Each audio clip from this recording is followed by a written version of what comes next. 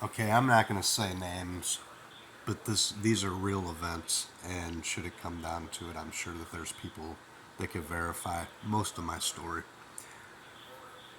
There was a falling out with one of the people on the crew that I worked with, African American gentleman. His mom and dad were medical doctors and kind of a cocky dude. Anyway, prior to that, I'd started the company and I'd split up the gal I was dating at the time and met some gal, and she's like, "Oh, you know anybody up there that that would maybe want to date my friend? We could do a double date."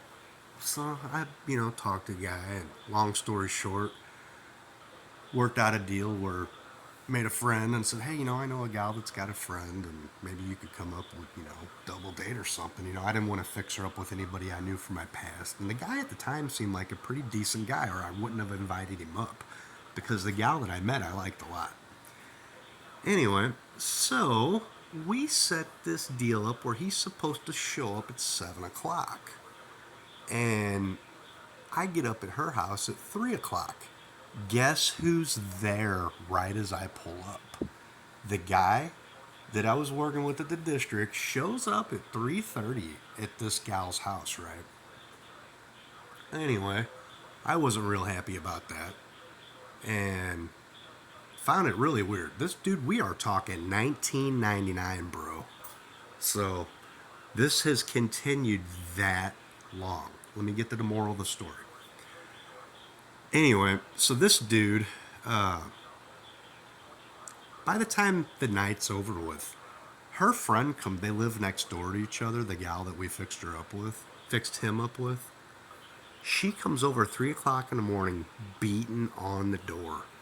The man had raped her, sodomized her. He had handcuffed her hands behind her back. I was like kind of in shock. I couldn't believe it. I'm like, are you kidding me? At first it felt surreal. He burnt out. He was gone. And I didn't know where he lived. I didn't really know too much about him other than he worked at my work. So Monday come around. I show up and I'm chasing this dude around a government yard. I'm chasing him, full sprint.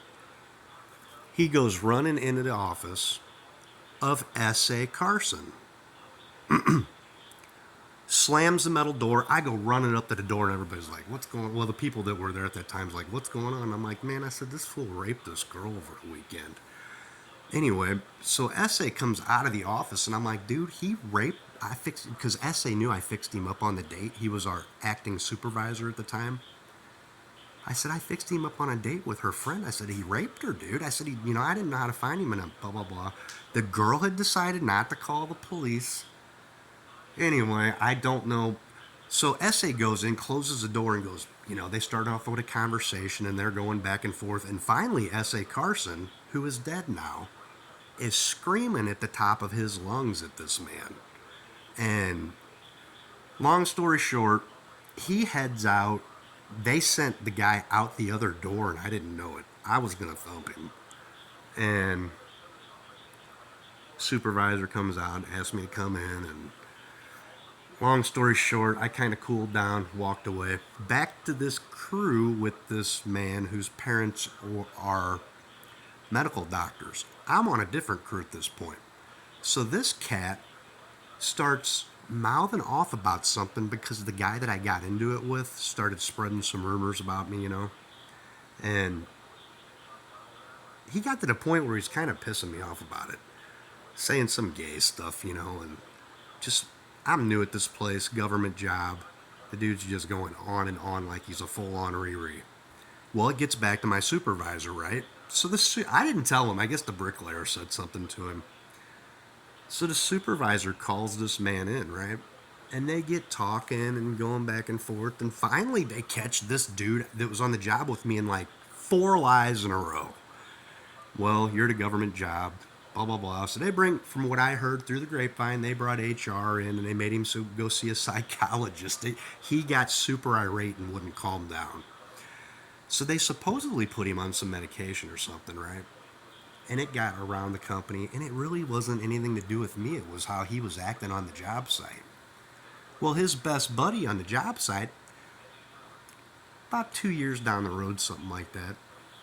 I'm on a job site with another bricklayer and this man's best friend.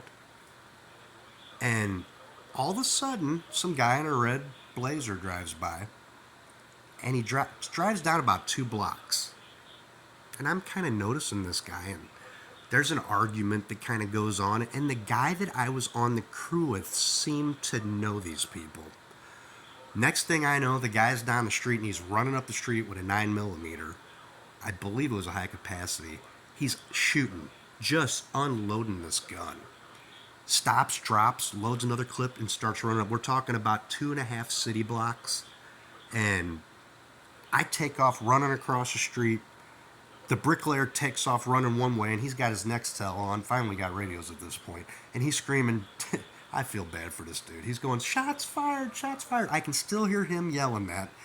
There's 2 older African-American gentlemen across the street, and they're waving to me. They're in a brick garage, and they're like, come over here, come over here, come over. And there's shots fired. Pow, pow, pow, pow, pow. I mean, this dude's just unloading. Well, as I'm going across the street, he's shooting at me. Like, unloading on me with this 9mm. I go running into the building, into the garage. The guy that was at the house behind us comes out with what appears to be a large caliber 6-shooter, 44 Magnum, 45, something like that. He starts shooting back. The guy turns around, the guy jumps to the side, turns around, starts running up the side of the sidewalk. The other guy made his way through some backyards, jumps in this blazer, and takes off. I'm sitting here talking with these black men in this garage, and they're like, man, he was shooting at you. And I'm like, I know, that's what kind of freaked me out. Well, from what rumor had it, I can't verify here nor there, but I am telling my story as a victim of all this. I think they hired the guy that opened fire about 3 years later. He showed up at the district, and I believe he was the same one that was breaking into the office taking my kid's picture. He claimed to be related to somebody at that company. I don't know if he was just Jack John or what, but there's been a couple incidents like that. I've been shot at multiple times since that event went down.